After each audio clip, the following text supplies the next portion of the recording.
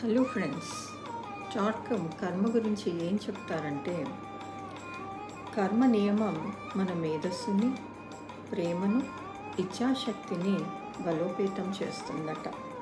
జీవితంలో ఎక్కువ ఇబ్బందులను గురైన వాళ్ళు కర్మ సిద్ధాంతం గురించి ఎక్కువగా తెలుసుకొని తమ రాబోయే జన్మలలో గత జన్మల చర్యల ద్వారా ఇబ్బందులకు గురి అవుతున్న వారికి వాటిని అధిగమించడానికి కావలసిన జ్ఞానం ఇవ్వడం కోసమే జీవిస్తూ పనిచేస్తూ త్యాగశీలుగా ఉంటారంట.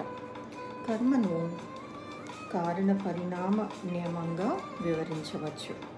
కారణ పరిణామాలను ఒకదాని తర్వాత ఒకటి వరుసగా పొందుపరుచుకున్న పూసల దండగా దానిని అభివర్ణిస్తే మరింత అర్థవంతంగా ఉంటుంది. ఈ పూసలను కార్యము, పరిణామాలుగా మనం పరిశీలిస్తే సత్యానికి చేరువలో ఉంటాం.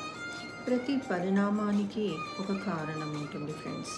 అలాగే అది పనిచేసేటప్పుడు ప్రతి పరిణామము ఒక కారణంగా మారుతుందట.